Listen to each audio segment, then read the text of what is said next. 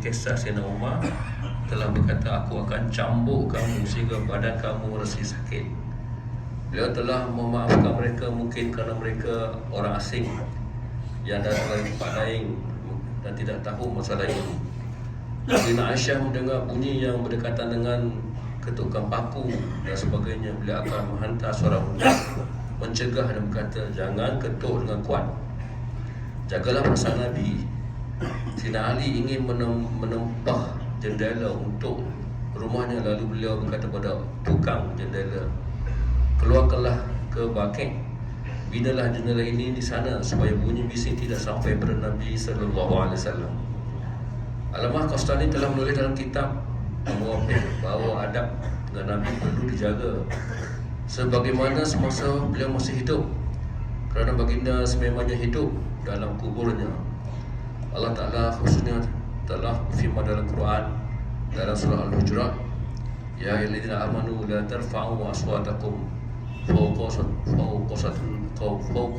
sawtin nabi wa la tajharu lahu bil qawli kajahri ba'dukum li ba'din an tahbata a'malukum wa antum la tash'urun.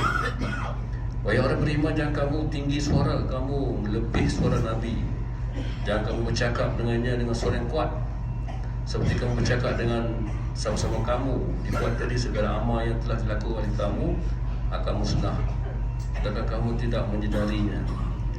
Dalam sebuah hadis Bukhari menyatakan bahawa sebab turun ayat ini adalah ketika Abu Bakar dan Umar berada dalam majlis Nabi sedang mesyuarat mengenai suatu perkara. Tiba-tiba suara mereka telah tinggi disebabkan suatu beza pendapat. Lalu turun ayat ini. Jika demikian, amaran yang diberi pada kedua orang sahabat, bagaimana pula dengan kita? Dinyatakan sebuah hadis bahawa setengah peristiwa tersebut beliau berada dalam majlis Nabi, suara Sayyidina Umar begitu perlahan sekali sehingga kadang-kadang terpaksa ditanya apakah yang beliau kata. Sayyidina Abu Bakar berkata, ya Rasulullah, seperti ini saya akan bercakap dengan Tuan sebagaimana bercakap mengenai suatu rahsia.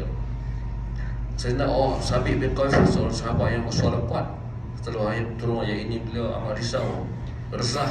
Beliau memikirkan, aku sentiasa bercakap dengan suara yang kuat, maka aku ialah seorang ahli neraka. Berapa hari beliau tidak keluar dari rumah sehingga baginda mengetahui halnya. Lalu baginda telah mewujudnya, memberi berita gembira bahawa dia adalah ahli syurga. Dan kerana ini mereka buat bising di sana seharusnya merasa takut dan bimbang dan berhati-hati. Ke-32, setelah mengucap salam, doalah dengan wasilah Nabi, minta syafaat baginda. Setengah ulama menegah daripada bertawasul dengan baginda, tapi jumhur ulama membenarkan bertawasul. Dalam kitab Mughni, beberapa kitab yang masyhur dalam kalangan mazhab Hanafi Hambali, tulis lafaz-lafaz berikut bersama ucapan salam. Ya Rasulullah, sebenarnya kau telah firman dan firmanmu adalah benar, walau annahum idzalamu ila akhirnya. Sekarang aku datang kepadamu mohon ampun kepada Allah kerana dosa-dosaku, memohon syafaat kepada Tuhanku melarimu. Ya Allah, aku mohon padamu agar pastikan bagiku keampunan sebagaimana mereka yang datang kepada Nabi-Mu semasa hayatnya. Lafaz-lafaz yang sama juga telah ditukilkan dalam Syarah Al-Kabir. Begitu juga bila kitab lain telah menukilkan kisah Hadrat Al-Tabi yang berlaku pada akhir bab yang sebelum ini. Dari sana terjemahnya ayat walau annahum idzalamu pun telah menyatakan. Salah seorang telah Khalifah Abbasiyah yang bernama Mansur Al-Abbas telah bertanya kepada Hadrat Imam Malik, kemanakah seharusnya aku mengarahkan wajahku ketika doa kepada Nabi, ke atas keadaan gelap atau lainnya? Hadrat Imam Malik berkata, apakah yang mengharuskan kamu memalingkan mukamu daripada Rasulullah sedangkan baginda memberi syafaat kepadamu dan bagi ayahmu Nabi Adam? Hadaplah muka ke arah Nabi sambil mohon syafaat, Allah pasti menerimanya. Alamah Zarqani berkata, Qadiyah telah menukilkan kisah ini kepada ustaz yang disyai yang tidak dapat disangkal lagi.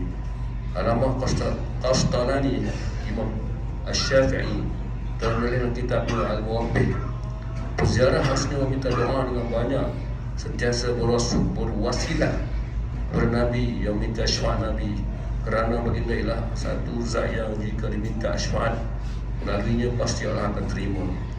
Allamah Zarqani Maliki telah menuliskan kitab syarah bahawa Khalil Maliki juga menulis separuh yang sama dengan kitabnya Manasik Al-Hajj. Jadi alhamdulillah kita dengar pentingnya kita beradab semasa menzirahi makan Nabi sallallahu alaihi wasallam. Semoga kita dapat iktibar dan sampaikan kepada yang lain. Subhanakallah.